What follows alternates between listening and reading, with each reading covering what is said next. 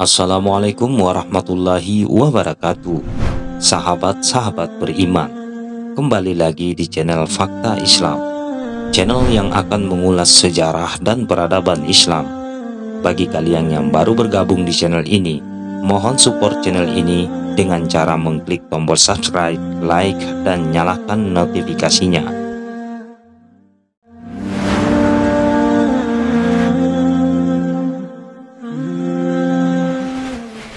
Nabi Nuh alaihi salam adalah seorang nabi yang diutus oleh Allah untuk mengajak kepada kaumnya agar mereka beriman dan bertakwa kepada Allah Subhanahu wa Ta'ala. Karena melihat pada waktu itu kaumnya banyak yang menyekutukan Allah dengan makhluk ciptaannya, sehingga mereka berkeyakinan bahwa berhala-berhala yang mereka puja akan dapat memberikan pertolongan, memberikan sumber kekuatan, mendatangkan kemanfaatan, menurunkan rezeki, kekayaan, dan sebagainya. Perjalanan Nabi Nuh dalam rangka mengajak dan menyuruh umatnya untuk menyembah kepada Allah kurang lebih 1000 tahun, kurang 50 tahun. Sebagaimana yang disebutkan dalam Quran Surat Al-Ankabut ayat 14. Akan tetapi ajakan dan seruan Nabi Nuh tersebut tidak mendapat perhatian dari kaumnya. Bahkan beliau memperoleh ejekan dan hinaan yang kejam dari kaumnya. Dan apabila beliau menakut-nakuti mereka dengan siksaan dan azab Allah sangat pedih, maka mereka menyombongkan diri bahkan menantang agar mendatangkan janji-janji dari Tuhannya yang berupa siksaan dan azab jika Nuh adalah termasuk orang-orang yang benar dan dapat dipercaya. Ketika Nabi Nuh alaihi salam memberi peringatan kepada kaumnya, jika kamu menyembah dan bertakwa kepada Allah serta melaksanakan perintahnya, niscaya Allah akan mengampuni dosa-dosamu dan menangguhkan kamu, memanjangkan umurmu sampai kepada waktu yang ditentukan. Sesungguhnya ketetapan Allah apabila telah datang tidak dapat ditangguhkan atau ditunda lagi. Akan tetapi sekalipun peringatan mengerikan itu sudah disampaikan kepada kaumnya, malahan mereka semakin jauh kepada Allah, bahkan mereka berani mendustakan ayat-ayat Allah Subhanahu wa Ta'ala. Sungguh besar cacian dan hinaan yang diperoleh Nabi Nuh dari kaumnya. Bahkan para pemimpin mereka tidak segan-segan untuk mengejek dan menertawakan seruan-seruan Nabi Nuh kepada kaumnya. Sampai-sampai mereka ada yang menutupkan ujung jarinya ke dalam telinga mereka, menutup muka dengan baju atau pakaian mereka ketika melihat dan mendengar seruan Nabi Nuh, sehingga mereka seolah-olah tidak bisa diajak untuk menyembah kepada Allah Subhanahu wa Ta'ala.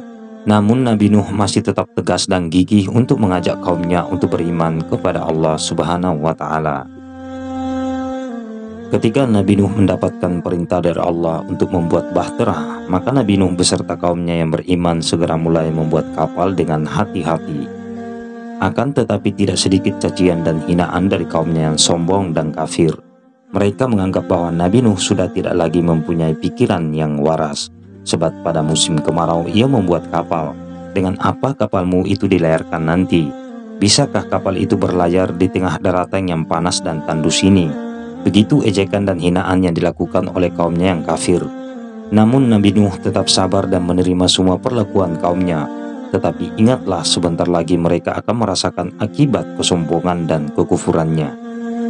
Setelah pembuatan kapal itu selesai dikerjakan oleh Nabi Nuh beserta kaumnya yang beriman, lalu Allah menurunkan hujan lebat dari langit yang berhari-hari tiada henti-hentinya, yang disertai dengan angin topan yang kencang dan badai yang keras. Di samping itu juga Allah mengeluarkan sumber air yang amat besar dari dalam bumi. Dan sewaktu air datang begitu besar dan cepat, maka Nabi Nuh beserta kaumnya yang beriman masuk ke dalam kapal. Dan juga binatang-binatang baik yang jantan maupun yang betina, terkecuali mereka kaumnya yang kafir tetap membangkang, tidak mau mengikuti perintah Nabi Nuh untuk masuk ke dalam kapal, termasuk putranya Nabi Nuh yang bernama Kanaan. Ia berkali-kali dipanggil oleh ayahnya Nabi Nuh agar masuk ke dalam kapal, karena mengingat air sudah semakin tinggi dan memiliki gelombang yang sangat besar. Namun panggilan ayahnya itu tidak dihiraukan oleh Kanaan.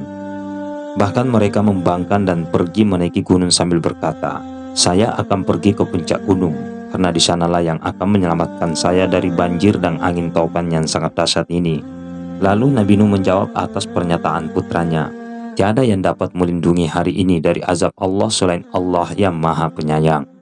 Tidak lama kemudian Allah menenggelamkan bumi menjadi sebuah lautan besar, sehingga seluruh kaum Nabi Nuh beserta putranya Kanaan yang membangkang ikut tenggelam di bawah gelombang air yang besar. Dengan demikian binasalah kaum Nabi Nuh yang kafir. Setelah 6 bulan lamanya kapal Nabi Nuh berlayar dari bulan Rajab sampai berakhir pada tanggal 10 Muharram, maka Allah menghentikan banjir tersebut dan kapal Nabi Nuh terdampar di bukit pergunungan Judi yang terletak di Armenia sebelah selatan yang berbatasan dengan Mesopotamia. Kemudian Nabi Nuh beserta kaumnya beriman keluar bersama-sama dalam keadaan selamat, sehingga beliau dan kaumnya bersyukur kepada Allah atas keselamatan yang diberikan kepada dirinya dan kaumnya yang beriman. Dan di sanalah Nabi Nuh dan putra-putranya yang beriman, Sam, Ham, Jafet, juga kaumnya yang beriman hidup dan berkembang bersama keturunannya, seperti Sam menurunkan keturunan orang-orang yang disebut Mongol. Begitulah perkembangan kebudayaan dan kehidupan kaum Nabi Nuh yang beriman selamat dari azab banjir sehingga Nabi Nuh wafat. Itulah kisah dan sejarah Nabi Nuh alaihi salam. Semoga kisah tersebut dapat memberikan kita pelajaran dan menambah keyakinan kita kepada Allah Subhanahu wa Ta'ala. Assalamualaikum warahmatullahi wabarakatuh.